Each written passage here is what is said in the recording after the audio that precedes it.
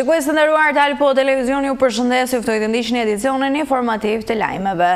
Sezoni turistik këtë vit është pothuajse në njëjtin stad si vitin e shkuar, me çmimet e hoteleve të cilat kanë mbetur pothuajse të pandryshuara. Megjithatë, në hotele kryesisht në zonën e poshtme të qytetit, sipas administratorëve të hoteleve, çmimet kanë pësuar një ulje me qëllim frekuentimi nga më shumë turistë. Sezoni turistik të vitit në Gjirokastër është pothuajse në të njëjtin stad si vitin e shkuar, me çmimet e hoteleve të cilat kanë mbetur pothuajse të pandryshuara. Në zonën e poshtme të qytetit, sipas administratorëve të hoteleve, çmimet kanë pësuar një ulje me qëllim frekuentimi nga më shumë turistë. Sipas administratorit Aristotel Petru, deri më tani rezervimet janë të kënaqshme, ndërsa turistët janë më së shumti spanjoll dhe çek. Me nisjen e sezonit, numri i turistëve po shtohet, por ashtu si edhe vitet e mëparshme, turistët qëndrojnë me 1 apo 2 ditë.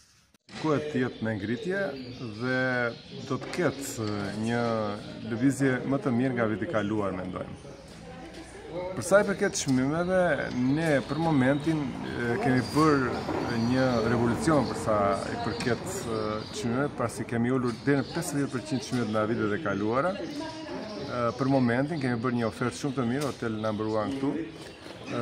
Shumë klientë vinë dhe e favorizojnë, duke u favorizuar në këto çmime, e preferojnë hotelin tonë dhe kemi një punë shumë të mirë për momentin. Shpresojmë që të ngrihet puna. Ndryshe nga vitet e kaluara, si thash, kemi bërë një ulje çmime dhe do vazhdojmë me çmime shumë të preferueshme për klientët tanë. Turistët që vinë janë më shumë? Turistët janë të shtete të ndryshme, francez, italian, gjerman, holandez, anglez edhe tjerë. Me rezervimet jemi? Me rezervimet jemi mirë, domethënë kemi pas rezervime dhe jemi në pritje të grupeve. Ndalemi tashmë në këto momente me zhvillimet kryesore nga vendi.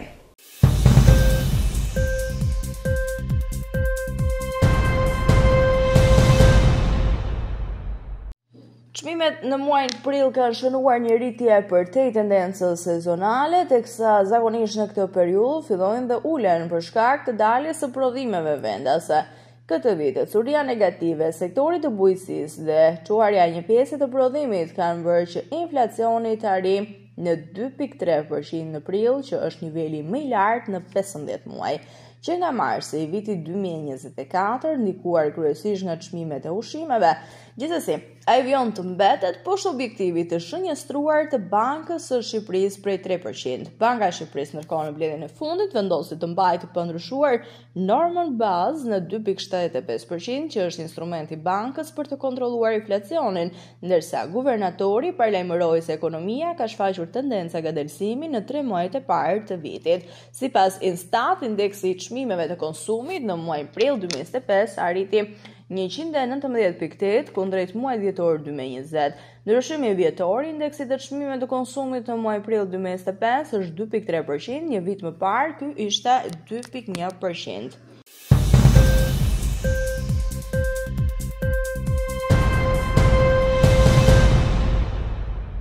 Kafeja, zakoni preferuar ndoshta i shqiptarëve po i gjithë botës, rrezikon të kthehet në një produkt luksi me rritjen e shpejtë të çmimeve dhe të shpeshtë të tyre. Të dhënat mbi inflacionin treguan se çmimi i kafes dhe kakaos ka pësuar një rritje vjetore me 4.7%, duke nisur prej muajit prill.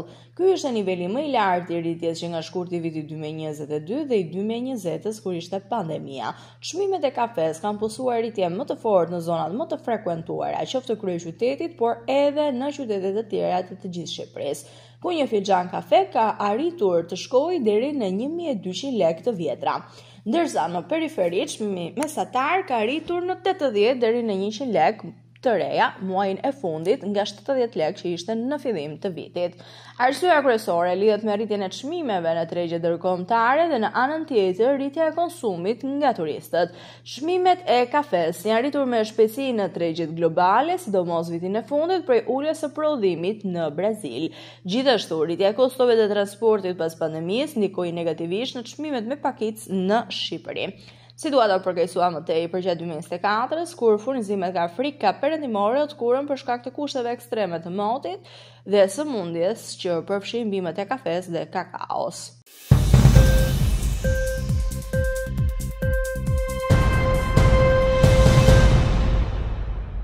Në Shqipëri, paga mesatare mujore bruto për vitin 2024 sipas Instat arriti në 77.5.000 lek në muaj ose rreth 770 euro. Në krahasim me një vit më parë, paga u rrit me 9.8% në vlerë nominale, ndërsa rritja reale indeksuar me inflacionin ishte 7.6%. Në krahasim me vitin 2014, viti më i hershëm që ka informacion Instat, kur ishte 40.5.000 lek, paga në vlerë nominale është rritur me 70%, ndërsa indeksuar me inflacionin rritja reduktohet me 42.4%. Ritmet e rritjes së pagave ka qenë më të forta 2 vitet e fundit, të ndikuara kryesisht nga pagat e administratës, pas politikës së qeverisë që përdori buxhetin për ndryshuar. Pikërisht rritjen e pagave, kjo sipas të dhënave që Monitor ka përpunuar në institutet statistikore përkatëse. Paga më e lartë mesatare muajore bruto është në Serbi, më pas në Bosnjë-Hercegovinë, në Maltëzi që është 1.083 euro dhe Maqedonia e Veriut që paguar mesatarisht punonësit me më shumë se 1.000 euro në muaj. Konkretisht 62.000 dinar maqedonas ose 1.020 euro në muaj. Paga në euro në Shqipëri rezulton në rritur artificialisht për shkak të zhvlerësimit të euros dhe ku nuk i kalon 650 euro. Të dhënat e ndara për sektorin privat dhe shtetëror janë të disponueshme vetëm për Shqipërinë dhe Serbinë, ato tregojnë shtrembërimin e tregut në Shqipëri me një diferencë prej 30%, ndërsa sektori privat paguan më pak se sa shtetërori në vendin tonë.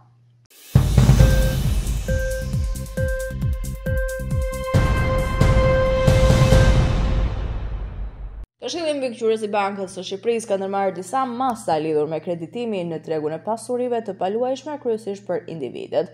Banka e Shqipërisë do të vendosë një tavan për vlerën e kredisë në raport me vlerën e kolateralit dhe një tavan lidhur me vlerën e këstit ndaj të ardhurave të kredimarrësit. Gjithashtu, edhe një rekomandim lidhur me maturimin e kredisë kryesisht për individët huamarrës që arrin moshën e pensionit. Më konkretisht, tavani për vlerën e kredisë në kolateralit për kredit në monedën lek do të jetë 85% për shtëpinë e parë dhe 80% për shtëpinë e dytë, ose të dhënë me qera, ndërsa në valutë do të jenë përkatësisht 75% dhe 70% për të shmangur rrezikun e kursit të këmbimit. Kësti ndaj të ardhurave për kredit në monedën lek do të jetë 40% për vlerën e shtëpisë së parë dhe 35% për të dytën. Banka e Shqipërisë ka vendosur një tavan maksimal që përfshin aktivitetin aktual kredidhënës dhe nuk përbën një pengesë në procesin e kredidhënies.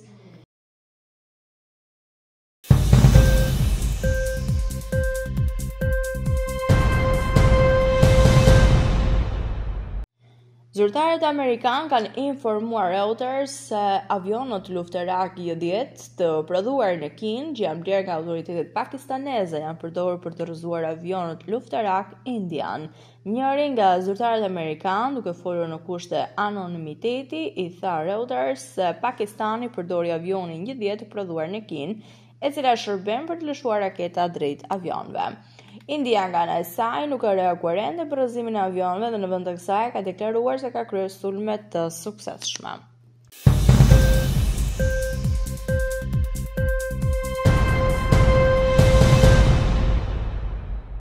Presidenti i SBA-s Donald Trump ka zhvilluar një bisedë telefonike me homologun e tij ukrainez, Volodymyr Zelensky, ku në fokus ishin marrëveshja për metalet e çmuara në Ukrainë dhe lufta.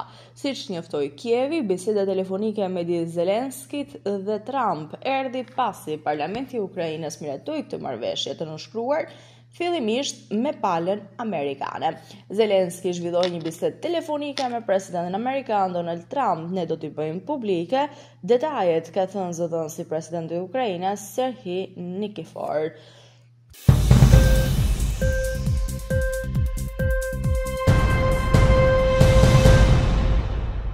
Ishte gjithçka e përgatitur për këtë edicion informativ lajmesh. Unë ju falenderoj për vëmendjen tuaj. Bashkë përshëndetemi këtu.